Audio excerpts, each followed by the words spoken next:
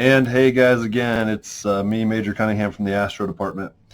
I've got a tutorial video here. We're going to do an example problem of RxV to COEs. Oops, let me scooch that back. This is exactly like you're going to see it on a GR, and it's exactly like you saw on, it's similar to what you saw on the homework too, but this is from an old GR that we've released for your guys' practicing pleasure. And of course, I've got my trusty calculator here. Remembering that you can bring whatever calculator you please to our GRs. It just has to be cleared of memory. You can't program in extra code. But if you're more comfortable, like I am, with your TI whatever huge number that you've had since high school versus the honor later, that is totally okay with us. So just a heads up there. Okay, well, let's begin. This is one of the, I would say this is probably one of the most complex parts of the whole Astro course. If not the toughest problem. And the funny thing is, it defeats people because it looks intimidating, but it's actually not. It's about 8 tiny steps. And I know everyone can do 8 tiny steps. So let's do that. So what I'm going to show you first is the long way. And I say the long way because there are a couple of tricks I'll show you in a little bit that can make things go a little faster. But not much, and if you do it the quote-unquote long way, or the, I don't know what the best word to call it is, my way basically will always work every time, and if you practice a couple of these problems and get a little fast with it, you can move through these really quickly. So let's do it the long way first, and then I'll show you where you can cut a couple of corners. Okay. Yeah, and of course the next thing I'm going to grab is my equation sheet. This is going to be included for you on the GR. So tell you what, let me go like this. Set it up like that, and we should be good to go. Okay, so we'll begin with semi-major axis, and literally what you do is you walk your way down from top to the bottom and give yourself all the 6 COEs. There's a couple initial steps, and I would say that's the toughest part to remember, because the rest of this problem literally is just you going down this area of the equation sheet right here, just walking your way through it. You'll find that it actually goes pretty fast, I promise. So watch. Okay, first step. I want to take the magnitude of my R vector. You guys remember how to do this. If not, I'm about to show you.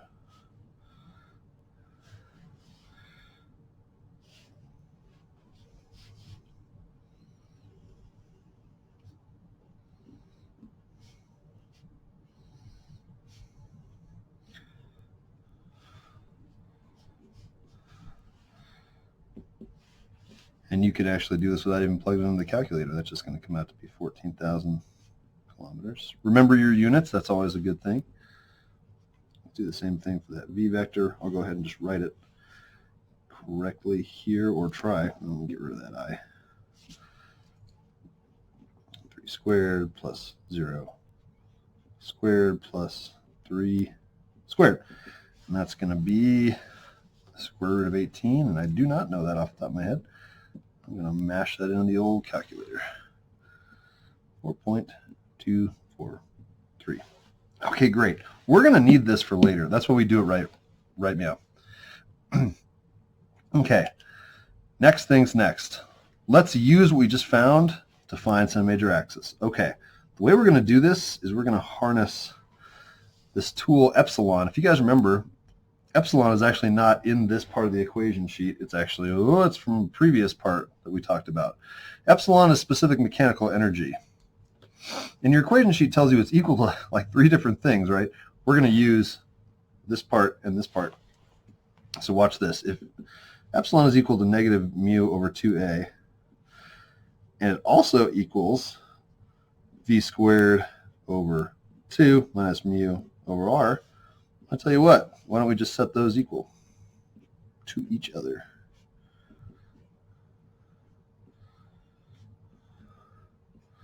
Now, I highly recommend solving algebraically first. And what do I mean by that? Well, I'm going to multiply both sides by 2a, divide by 2. I'll show you what I mean here. Probably better to write it rather than explain it. But what I'm looking for is a. So I'll multiply both sides by a. Of course, that'll cancel my a out over there. I'm going to multiply both sides by 2. Actually, let me do it this way.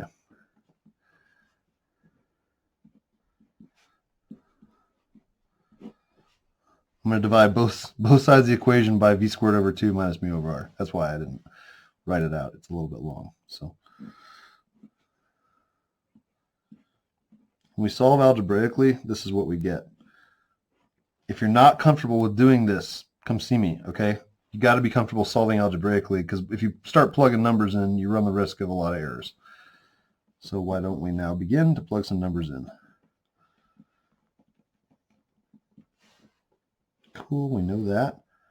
2 times v squared over 2. So v we found up here was a 4.243.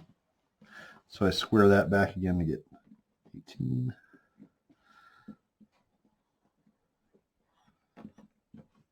Over r, which I found to be 14,000 earlier. Okay, good. So let's mash.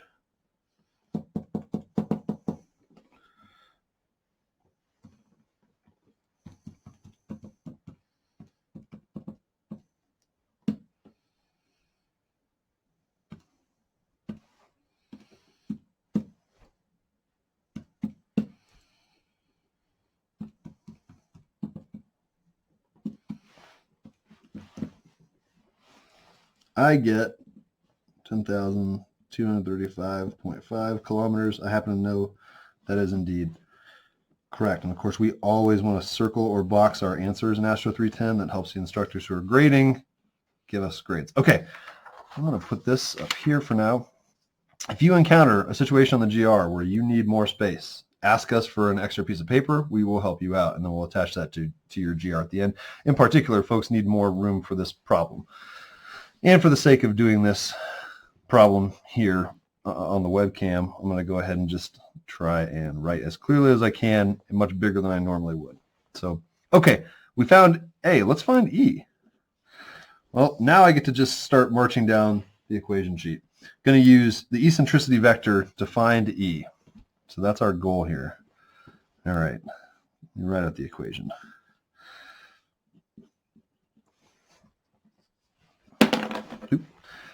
It's a little bit of a beast,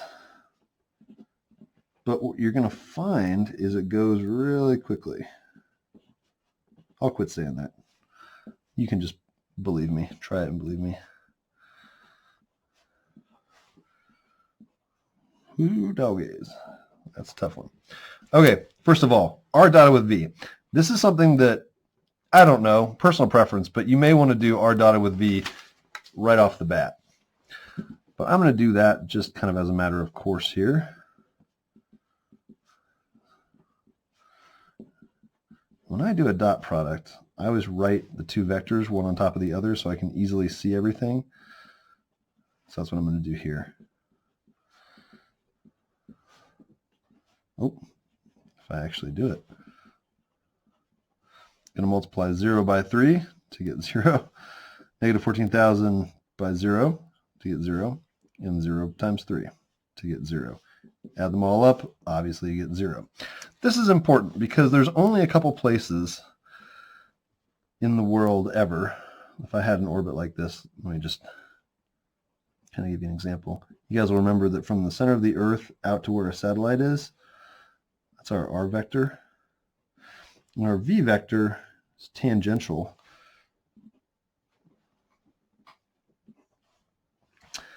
But as your satellite gets farther away, for example, from the Earth, the relative position of the vectors to each other changes until you get, oh boy, assume this is apogee. You get to the point where your v vector and your r vector are perpendicular, and that means that they are parallel. Or sorry, perpendicular. That means the r dotted with v is going to equal 0 because the dot product is a shadow, if you guys remember, of one vector on another. That's just what a dot product is. Okay, so why do I care? Well, wherever r dot v is 0, I'm either at perigee, because you can imagine r vector here, v V vector going like this. Big V vector, right, because it's perigee.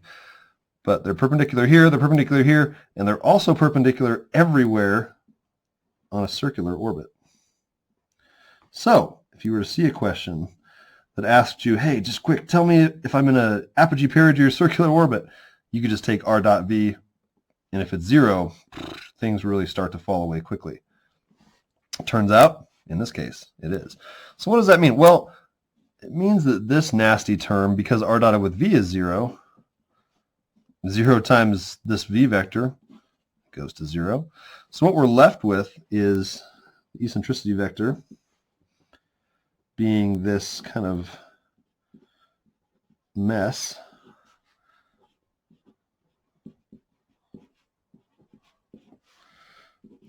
Which this is going to be a scalar, right? No direction. We're going to multiply that by the r vector that we were given. Excuse me. All right, so let's go ahead and plug in some numbers. So what is that going to look like? Well, it's going to be as shown. Let's see, v from previous was 4.243 squared minus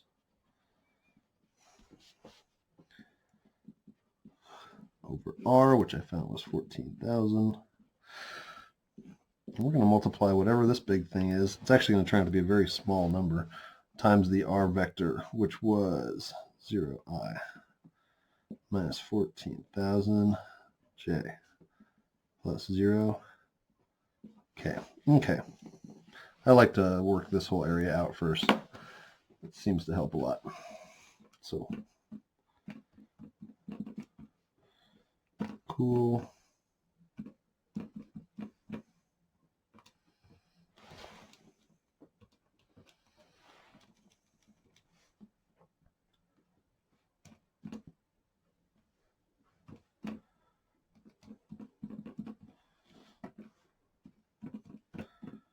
All right, and that'll give us this giant, very actually small number that we can multiply by our r vector. So let's see. I get it to be this negative 2.626 number. So let's see. Let me write it out. 2.626 times 10 negative fifth times the r vector.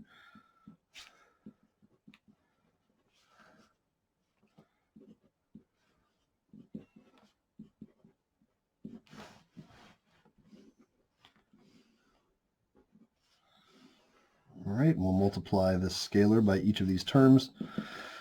Whew, and what that gives us finally is that the eccentricity vector is equal to 0i plus, let's see,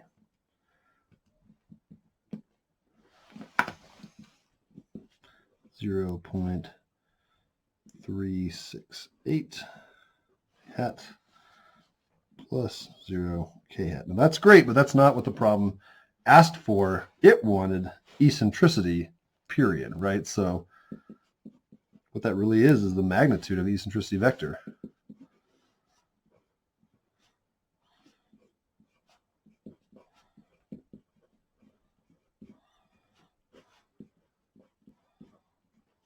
All right, and that's just going to give us 0.368. Box it. Crush it. Keep moving. We've got A and E, and things really start to move quickly from here. I'm going to keep those by my side. Okay, next thing. We want to find inclination. Notice how I am just walking myself now down this side of the equation sheet. Okay, so step 3. Inclination. Inclination is the tilt of the orbit off the equatorial plane, if you guys remember. The equation for it is this.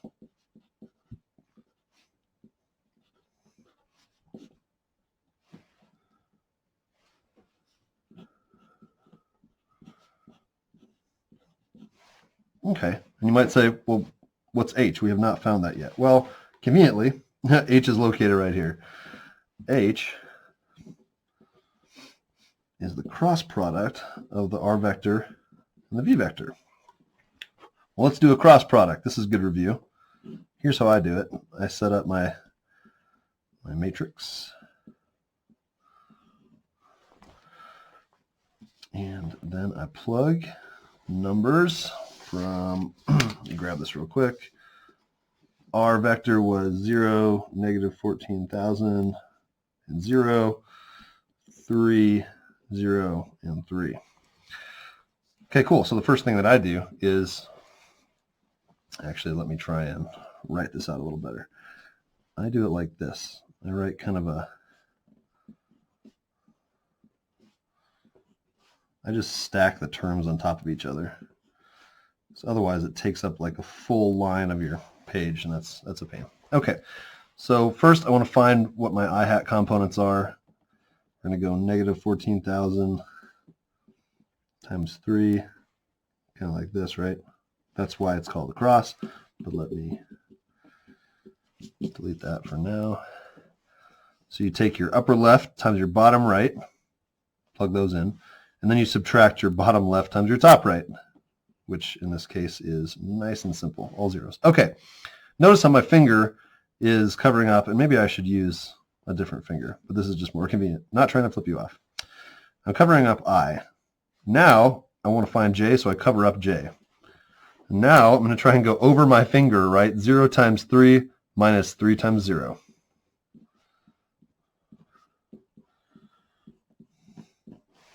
Cool, almost there. Now we're going to do 0 times 0 minus 3 times negative 14,000. So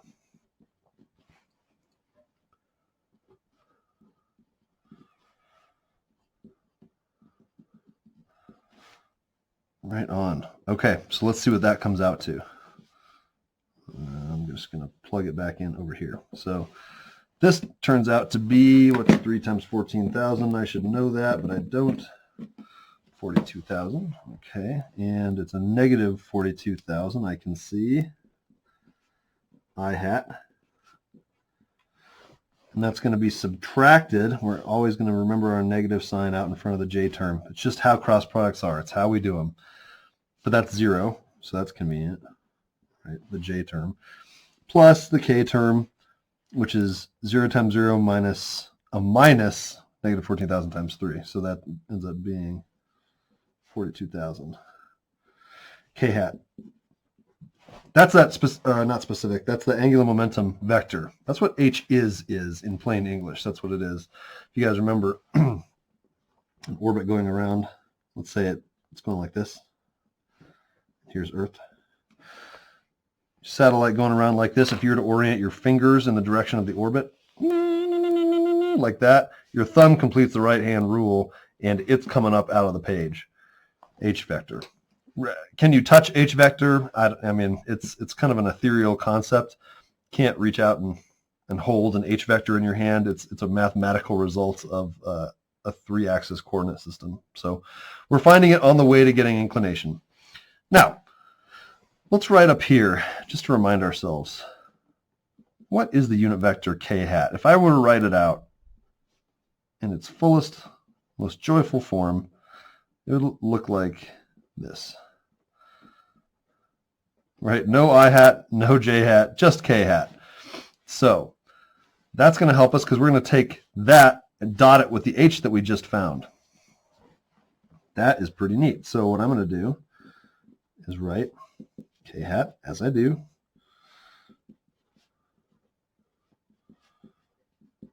on top of H vector,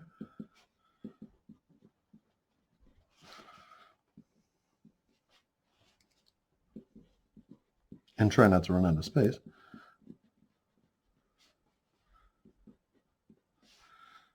We'll go multiply, multiply, multiply. So K hat dotted with H equals 0 plus 0 plus 42,000. So that's 42,000.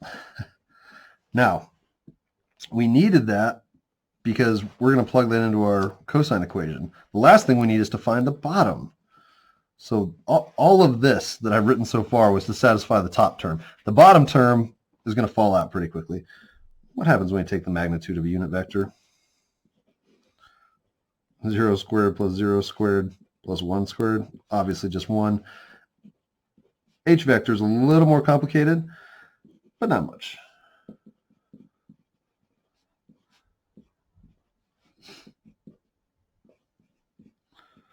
Oh, there we go.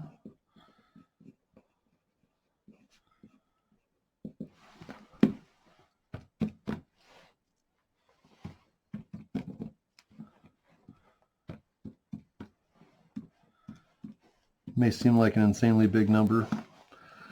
Again, this is one of those mathematical properties we're just going to use in order to get inclination. 6 dot, let's see, 9, 7. Cool. Now let's plug and chug. So to find inclination, I got to take the inverse cosine of that equation on the equation sheet. So if I do that to both sides, k dotted with h, well, what do we find that? That was 42,000. Great. What's the magnitude of k, which is 1, times the magnitude of h vector, which is that? Well,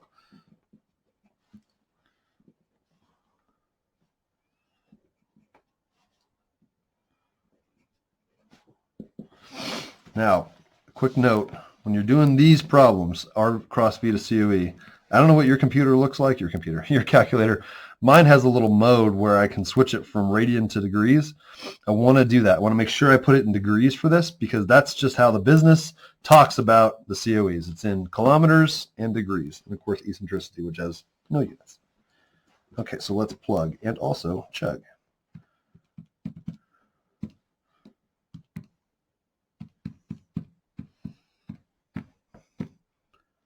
Boom, 45 degrees. Box it. Let's keep pressing. Alrighty. I'll probably need some of these later, but let's go back to the equation sheet.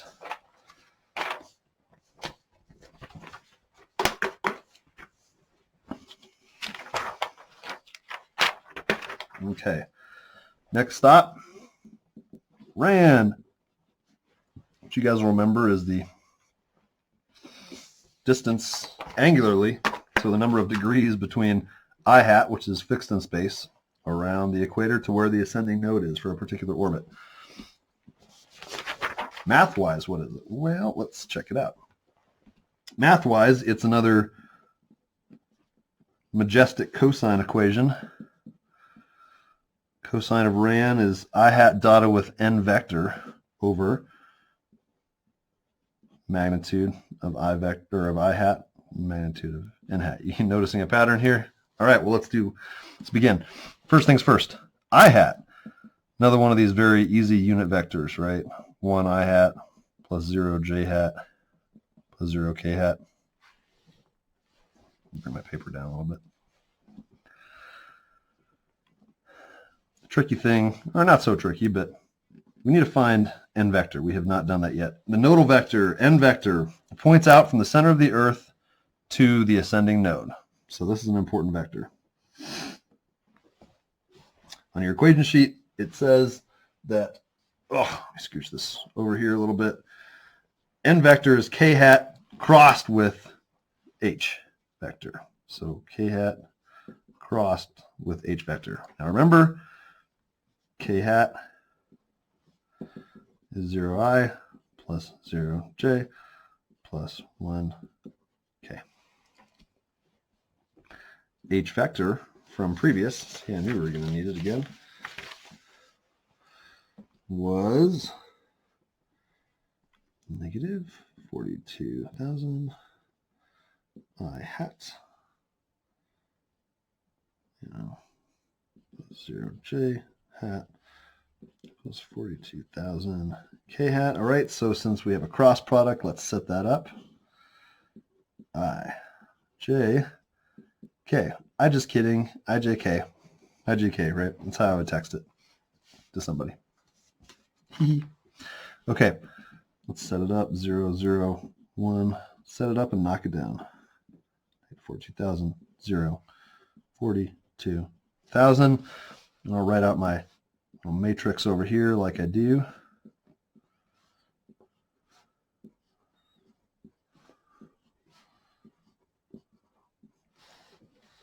Okay, covering up I. Bonk. 0 times 42,000 minus 0 times 1. That's nice. 0 times 42,000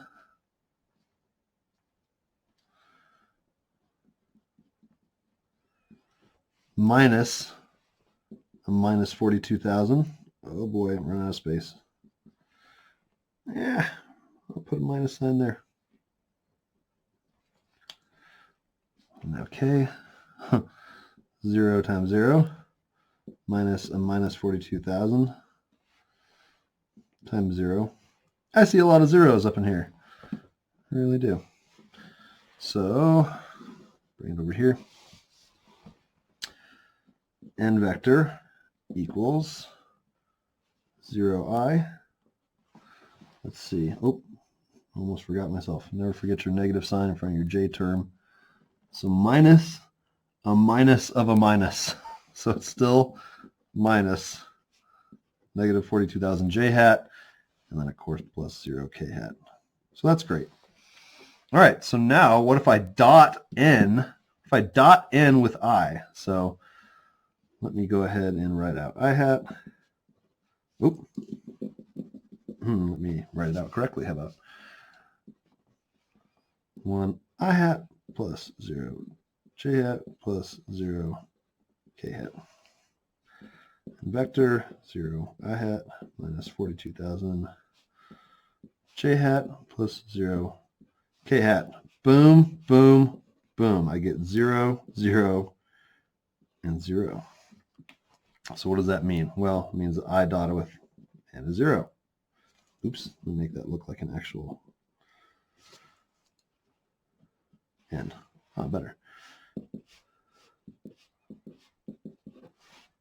Cool. So I dotted with n is 0. That means the top term here is going to be 0. All right. Let's address the bottom term. Magnitude of I is going to be the square root of 1 squared plus 0 squared plus 0 squared, which is 1. You guys can just remember this. This is a way to speed it up. The magnitude of a unit vector is always 1. Always going to be 1. You can take that to the bank. Okay. In hat, magnitude, also pretty straightforward. You guys are probably beating me to it already.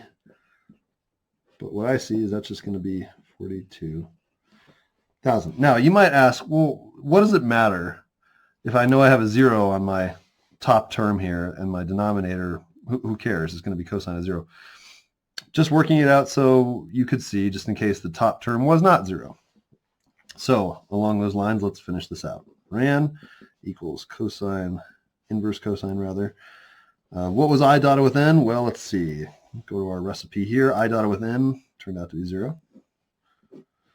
Over I hat magnitude, which is 1, times n vector magnitude, which is 42,000.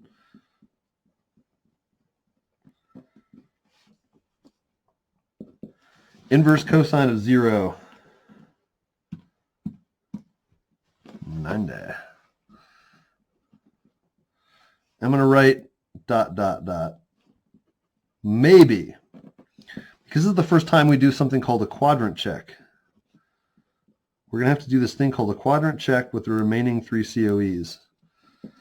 Now, your equation sheet, I want to point this out. It has it here for you. It has this test. It basically says, look, if your j hat component of the n vector was less than 0, so negative, basically check what we got for n vector. Basically, if this term is negative, you need to take 360 minus what we got. So let's do the test. So turns out the j term here is negative of n vector. Well, looks like that 90 is not the final answer. After a quadrant check,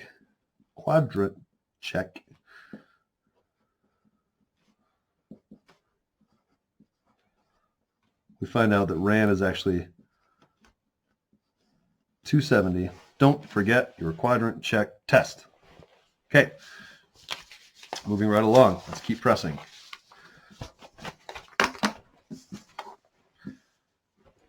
almost there, actually, believe it or not. Step 5, let's do argument of perigee.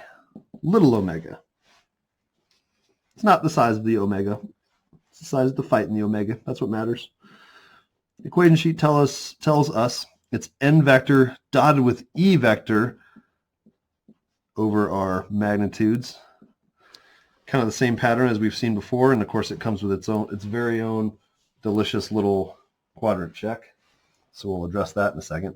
All right, from previous, we found that n vector, let me look at my sheet, was / is 0 I hat minus 42,000 j hat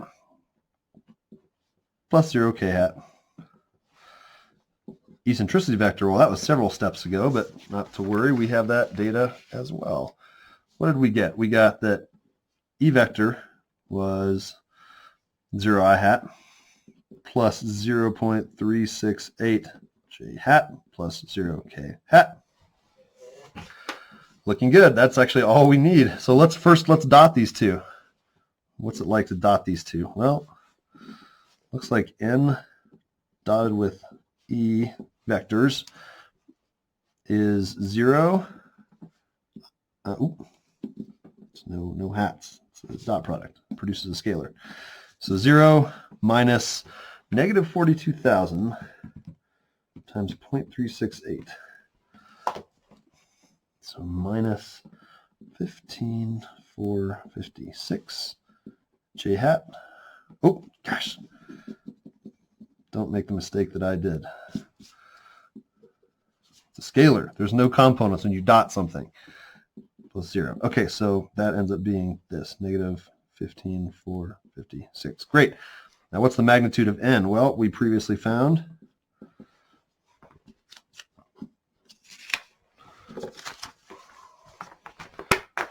that it was 42,000. The magnitude of E we found earlier was 0.368. So what does that give us? Well, omega equals the dot product, cosine inverse of this n dotted with E, which is what?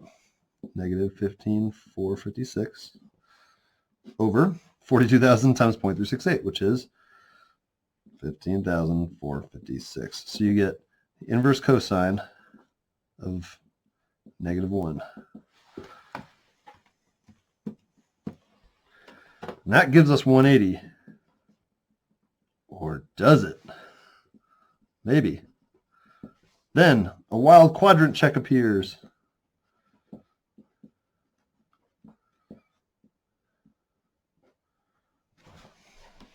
Okay, so what is our test? What is our test for argument of perigee? Well, it says, all right, go back to your eccentricity equation. If that k hat component is less than 0, note, not including 0.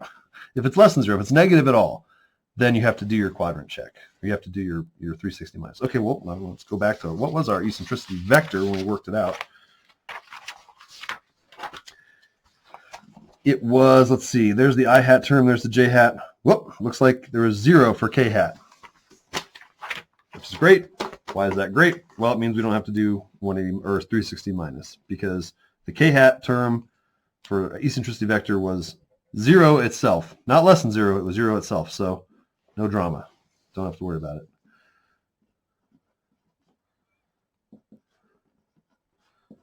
it. Great.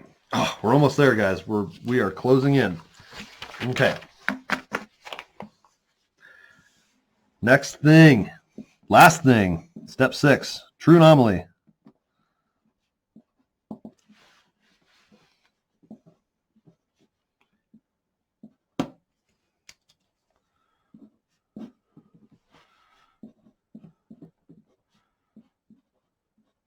Same old pattern as before, right? Something dotted with something over two things times each other. Well, what was our eccentricity vector? You guys might remember since we just used it.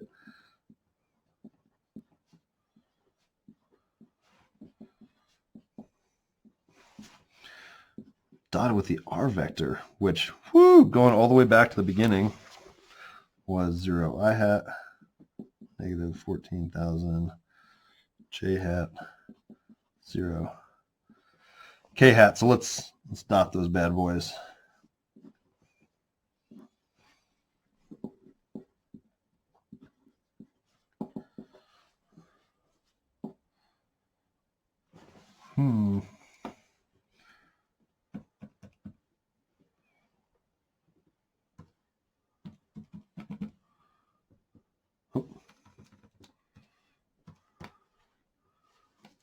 Let's see. It's a negative 51, 52. I actually may have an error. I think I may have just induced an error. Partial credit for me, right? Let's see. Nope, actually good. I'll take it back. I must believe in myself. I believe in myself. Now I do anyway. Okay, so, and of course, again, I keep adding freaking hats to dot product things that should not have hats. Learn from my boneheaded mistake making this movie at the end of the day. Don't put hatted components for dot products. You get just a scalar out of that, negative 51, 52. So that's E dotted with R. Okay, magnitude of E vector. Not even going to work it out again. We found that was 0.368. Magnitude of R vector. Not going to work that out either because we found that it was 14,000. So new. What's new? Ha ha ha. Astro's favorite dad joke. What's new? That's new. Okay. E hat, or E vector rather, dotted with R vector.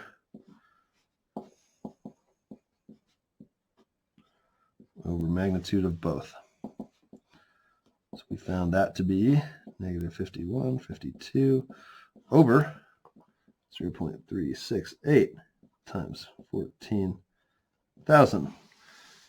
And if I am not mistaken, that's another inverse cosine of negative 1. Let me just confirm. Yep, confirmed. Confirmed. So that's going to give us 180. Maybe. Quadrant check. But of course. So our test says if R dotted with V was less than 0, so if it was negative, not including 0, but if R dotted V was negative and less than 0, then we have to do a quadrant check. Well, what do we know? Without even doing any more math, we got R dotted with V to be 0. No need for the quadrant check math. So new is 180. Ta-da! We're done. So what we would do is kind of get our thoughts gathered here.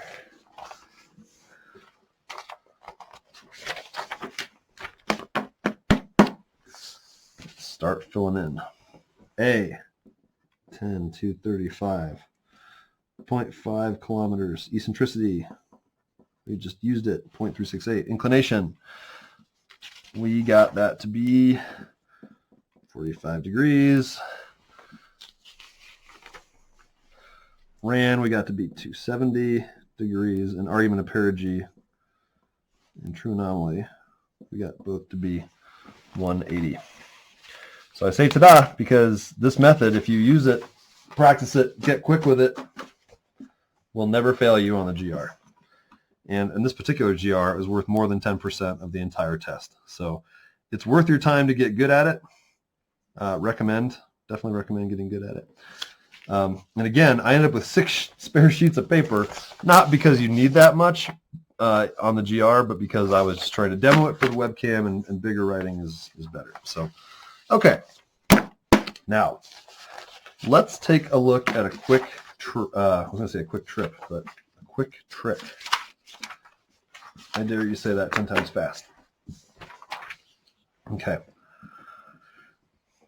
Let's rewind and go back to step 1. We were still trying to find semi-major axis.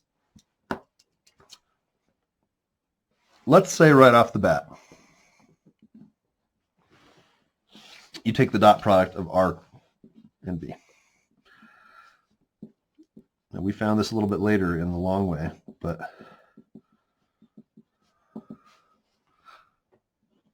okay, remember what we said. r dotted with v being 0 can only happen at 3 places, right? Apogee, perigee, or a circular orbit. It's always true. So what I can do with that information is I'm going to do a comparison. Here's my tip and trick area here.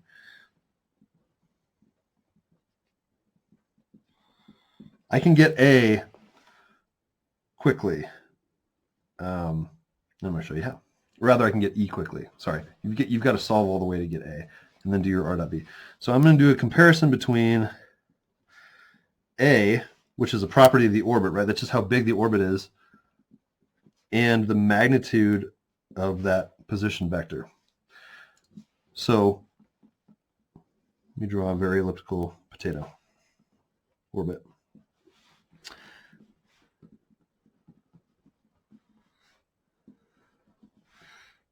I think you guys would all buy that half the length, the long ways of the orbit is called the semi-major axis. We represent that with A. Not a perfect drawing, but it is true. If your position vector, let's say that you were way the heck out here. This is your satellite.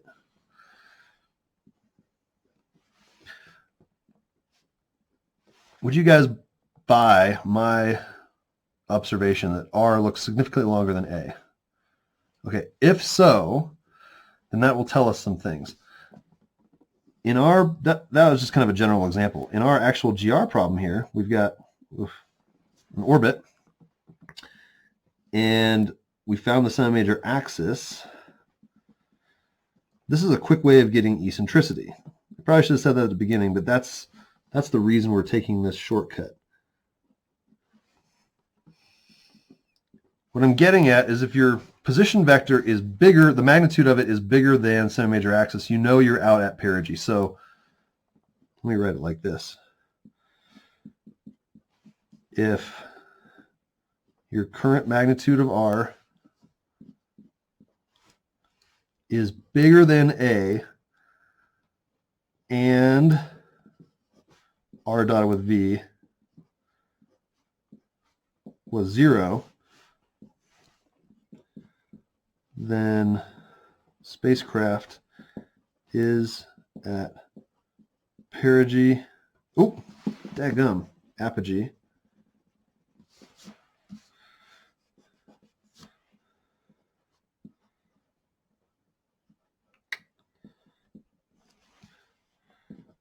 and you can use this very little easy equation, R sub A equals A times 1 plus E. So is that the case in our case? Well, let's check it out. Our semi-major axis is 10,235, and what did we get the magnitude of the position vector to be? 14,000. Well, turns out that because our vector is 14,000, that's much, much bigger, well, significantly bigger than semi-major axis of A. Looks like we are at apogee. So we can use that to solve for eccentricity way faster. And watch this. It's actually going to be the same answer as before.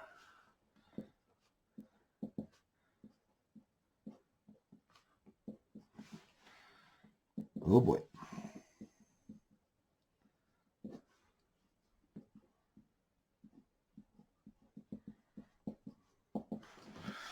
And I encourage you to work it yourself, as with all of this stuff, but let me plug and chug here.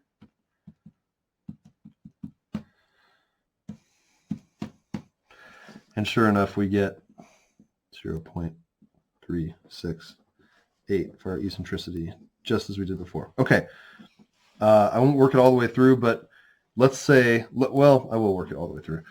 What if, draw our orbit here. What if my position vector placed the spacecraft right here? Well, that is much smaller, that position vector, than the semi-major axis of the orbit.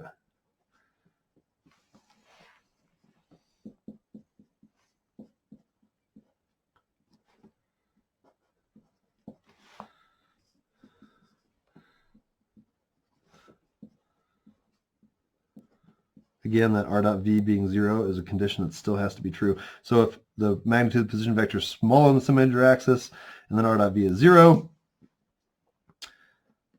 the spacecraft is at perigee, and you can use r sub p is a times 1 minus e to solve for eccentricity. So you might ask, well, why would I do that if the long way always works? Well, let's say you're running out of time and you left this for last on the GR. You could very quickly do your r magnitude, v magnitude, almost by looking at it, some of them, real quick, solve out, I say real quick, but pretty quickly solve out for your semi-major axis. Use the quick trick to get eccentricity, and also the quick trick gives you true anomaly, believe it or not. What is true anomaly at apogee?